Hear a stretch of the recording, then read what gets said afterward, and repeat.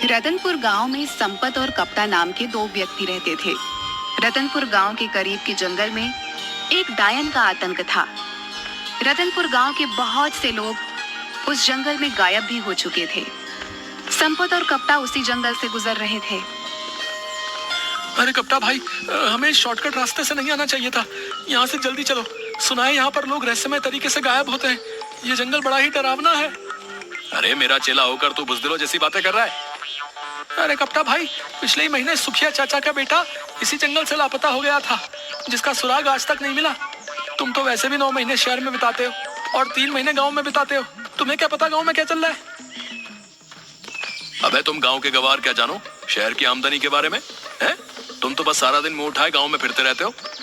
कितनी बार बोला है तुझे चेला कि मेरे साथ शहर आ जा, लेकिन तू ये गवारों वाली जिंदगी छोड़ना ही नहीं चाहता। तभी संपत की नजर एक पॉलीथीन पर पड़ी जिसे गुरु पकड़े हुए था। ये हाथ में क्या पकड़े हो कप्ता भैया? जरा हमें भी दिखाओ क्या है इस पॉलीथीन में। अरे कुछ नहीं संपत, मेरी पत्नी ने शहर से कुछ डायपर के पैकेट मंगवाए थे, बस वही है। डायपर के पैकेट? लेकिन जहाँ तक मैं जानता हूँ तुम्हारे घर में तो कोई बच्चा है ही नहीं। अबे पगला हो गया है क्या? मुन्ना को भूल गया क्या? मुन्ना? अरे वो तो 10 साल का हो चुका है कप्ता भैया। सांड की तरह फैल फैल कर मोटा ताजा हो रखा है। क्या वो अभी भी डायपर पहनता है? तुम गांव के गवार क्या जानो? तुम गांव के गवार इस बात को नहीं समझोगे।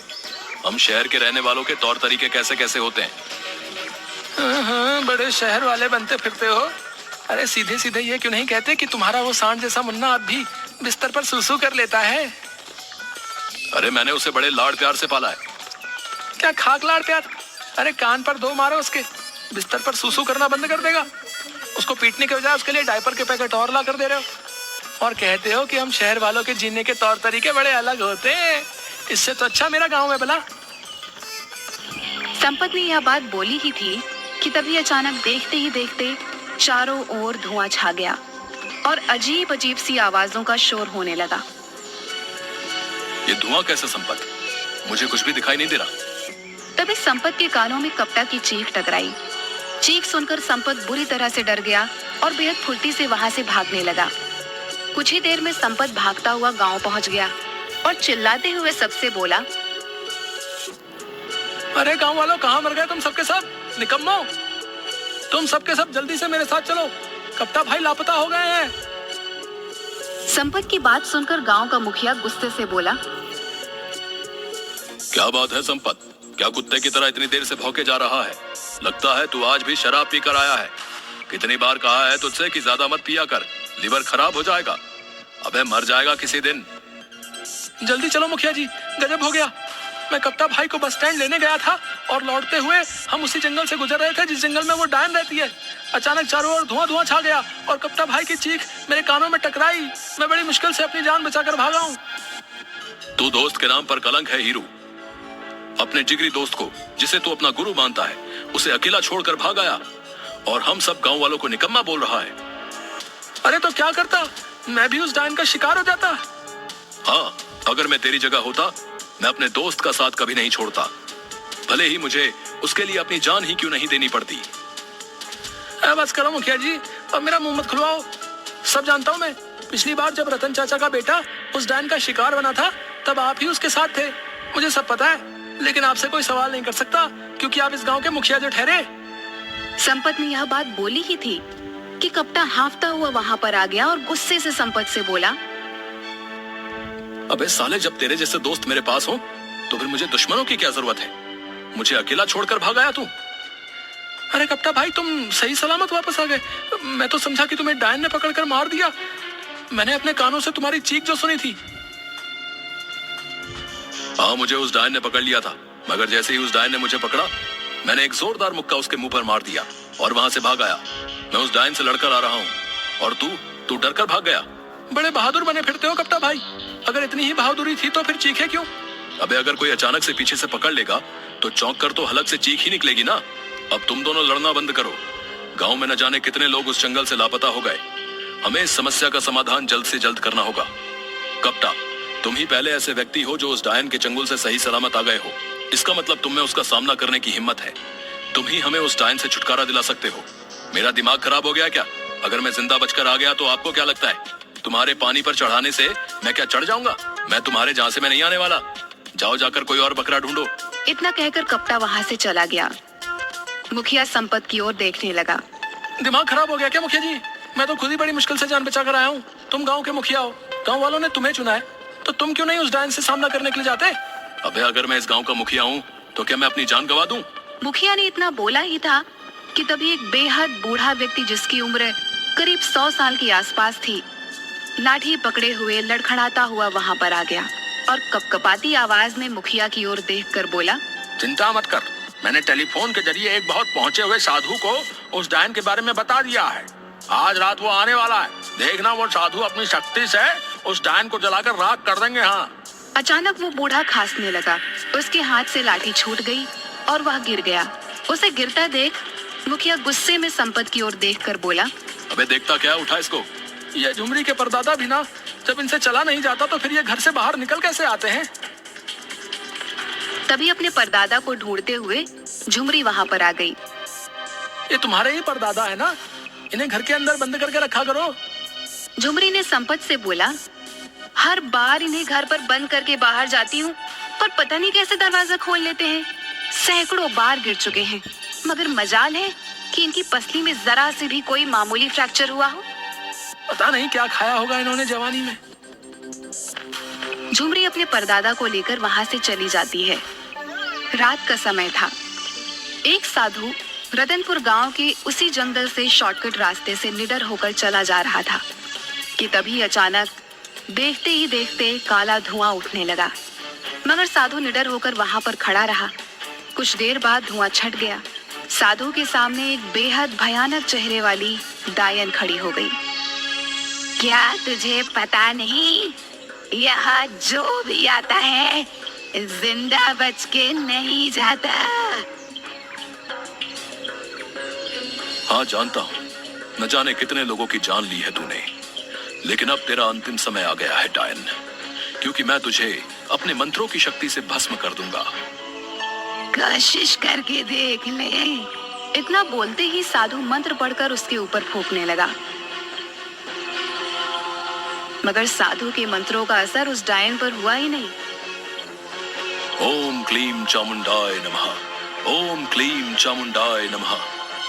ये कैसे हो सकता है? इस पर तो मेरे मंत्रों का असर ही नहीं हो रहा। डायन हंसने लगी।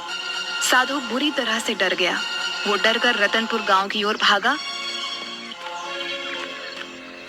और बेहोश हो गया। अगले दिन साधु की जब आंख खुली तो उसे गांव का मुखिया और सारे लोग साधु को घेरे हुए बैठे थे। कहीं तुम वही साधु तो नहीं जो डायन से हमें मुक्ति दिलाने आए थे? हाँ, मैं वही साधु हूँ। लेकिन तुम तो यहाँ बेहोश पड़े हुए हो। क्या तुमने डायन को खत्म कर दिया? वो डायन उम्मीद से ज्यादा ताकतवर निकली। मेरे मंत्रों का उस पर कुछ भी असर नहीं हुआ। यह क्यों नहीं कहता कि तू एक पाखंडी साधु है? तुम मेरा अपमान कर रहे हो। अरे जाओ बाबा, डायन के सामने जब भाग रहे थे तब अपमान नहीं हुआ था? तुम्हें कैसे पता कि डायन के सामने मैं भाग रहा था? तुम्हारी शक्ल बता रही है। तभी एक पागल वहां आकर गुस्से से बड़बड़ाने लगा। तुम सब डरपोक हो। आज रात मैं उस डायन का खात्मा कर दूंगा। अरे अब ये पागल फिर से यहाँ पर आ गया, भगाओ इसे। अबे पागल कौन है तू? पिछले कुछ दिनों से तूने हम सबको जीना आराम कर रखा है। आज तुझे बताना ही पड़ेगा कि तू कहां से आया है। पागल हो गया क्या? वो एक पागल है। वो तुझे कैसे बता सकता है कि वो कहां से आया है? उस बेचारे को तो अपना ही होश नहीं है। वो पागल बड़बड़ाता हुआ वहां से चला गया। देखना मुखिया जी, मुझे लगता है आज रात इस पागल की आखिरी रात है। सही बोल रहा है तू, ये मरेगा साला आज। अरे वो सब तो ठीक है, लेकिन इस समस्या का समाधान कैसे निकलेगा, इस बारे में सोचो। उस डायन के आगे तो ये साधु भी अपनी जान बचाकर भाग आया है। कपटा और संपत, तुम दोनों इस गांव की आन बान और शान हो। तुम दोनों की जोड़ी इस गांव में गुरु और चेले के नाम से मशहूर है। आखिर तुम दोनों इस समस्या का समाधान क्यों नहीं निकालते? क्योंकि हम कोई तांत्रिक नहीं है मुखिया जी। आपने स्वयं देखा, ये तांत्रिक खुद अपनी जान बचाकर भागा है। भला हम कैसे इस डायन का मुकाबला कर सकते हैं? तो फिर गांव के लोग ऐसे ही लापता होते रहेंगे क्या? तभी गांव का एक व्यक्ति बोला, मुखिया जी, हम पुलिस की मदद क्यों नहीं ले सकते? अबे पागल हो गया क्या है? पुलिस वाले कब से डायन और चुड़ैल को पकड़ने लगे? अगर वहां पर मुखिया जी शिकायत लेकर गए तो उल्टे डंडे मारकर भगा देंगे। बकवास बंद कर कप्ता। पिछली बार एक पुलिस वाला जो इन सब बातों पर यकीन नहीं करता था उस जंगल में गया था, जो आज तक वापस नहीं लौटा। तो फिर अब आप सब कुछ भगवान के भरोसे छोड़ दीजिए मुखिया जी, वही हम सबको इस मुसीबत से बचा सकते हैं। कुछ दिनों बाद उस डायन का आतंक इतना ज्यादा बढ़ गया कि रतनपुर गांव के लोग रतनपुर छोड़कर दूसरे गांव की ओर जाने लगे। एक रात की बात है, वह पागल बड़बड़ाता हुआ उसी जंगल में जा रहा था कि तभी अचानक एक काला धुआं उठा। उसमें से वही भयानक डायन निकलकर प्रकट हो गई और पागल की ओर देखकर बोली, जंगल में मुझे सिर्फ इंसानों का मांस अच्छा लगता है, पागल का नहीं। अरे तुझे कैसे पता मैं पागल हूँ? बेवकूफ डायन, लोग मुझे इसलिए पागल कहते हैं क्योंकि मैं दिन भर शराब पिए रहता हूँ और सच बोलता हूँ। अगर तू पागल नहीं है तो मरने के लिए तैयार हो जा। डायन की बात सुनकर वो पागल हंसने लगा। तू मेरी हंसी बना रहा है? सच तो यह है कि तू डायन है ही नहीं, अगर डायन होती तो मुझे मार देती। पागल ने इतना कहा ही था कि डायन ने पागल को दबोच लिया। अचानक उस पागल की आंखों के सामने अंधेरा छाता हुआ महसूस हुआ। कुछ देर बाद जब उसकी आंख खुली तो उसने अपने आप को जंगल की एक बंद काल कोठरी में पाया, जहां रतनपुर गांव के वो सारे लोग मौजूद थे जो लापता हो गए थे। उन सब के हाथ पैर बंधे हुए थे। उन्हीं में से एक व्यक्ति ने पागल से बोला, अबे बेवकूफ, क्या जरूरत थी तुझे यहाँ पर आने की? आज रात वैसे भी हम सबको विदेश भेज दिया जाएगा।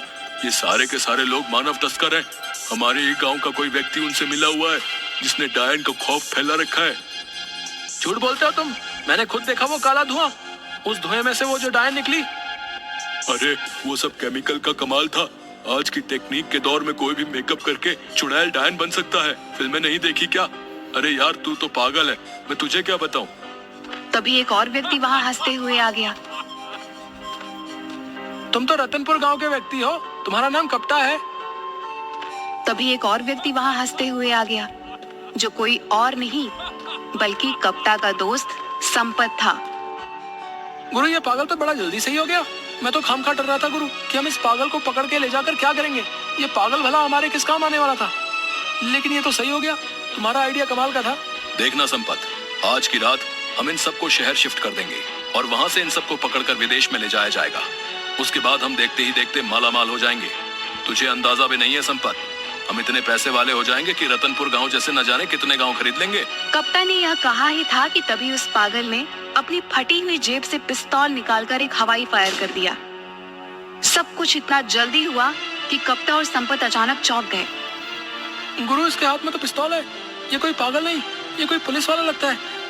हमने पागल समझकर इसके हाथ पैर भी नहीं बांधे। तू सही कह रहा है हीरू, लगता है हम दोनों बड़ी चूक खा गए। देखते ही देखते पुलिस ने उन सबको घेर लिया। सारे पुलिस अधिकारी उस पागल को सैल्यूट करने लगे।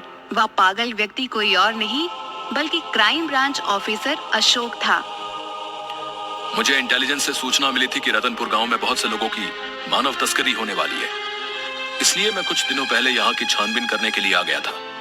यहाँ आकर डायन की अफवाह सुनकर मुझे पक्का यकीन हो गया कि कोई और नहीं बल्कि कोई मानव तस्कर ही होगा जिसने डायन का खौफ फैला रखा है, ताकि पुलिस और लोग डर की वजह से इस जड़ की तह तक न जाएं। और इस काम के लिए मेरी मदद गांव के मुखिया ने की। तभी गांव का मुखिया और उसी साधु के साथ और लोग वहां पर आ गए। मुखिया मुस्कुराता हुआ बोला, मुझे तो उसी दिन तुम दोनों पर शक हो गया था जिस दिन तुम दोनों डायन के चंगुल से बचकर आ गए थे। ऐसा इससे पहले कभी भी नहीं हुआ। सारा गांव डायन से डरा हुआ होता था और तुम दोनों के चेहरे पर कोई शिकन नहीं होती थी। मैं शुरू से ही क्राइम ब्रांच के इंस्पेक्टर अशोक को जानता था। मुझे पक्का यकीन हो गया था कि मेरे गांव में कोई डायन वायन का प्रकोप नहीं है, बल्कि ये तो किसी मक्कार इंसान की ही करतूत है। और तुम दोनों के ऊपर शक उस दिन और ज्यादा पक्का हो गया जिस रात डायन से मेरा सामना हुआ। डायन को भगाने के लिए मैंने बेहद प्राचीन मंत्र पढ़कर फूंके, मगर डायन टस से मस नहीं हुई। कहां से होगी, क्योंकि मेरे सामने तो डायन थी ही नहीं। वो मंत्र डायनों और चुड़ैलों के लिए थे, इंसानों के लिए नहीं। कप्ता और संपत को गिरफ्तार करके जेल भेज दिया गया और सारे गांव वालों को डायन से मुक्ति मिल गई।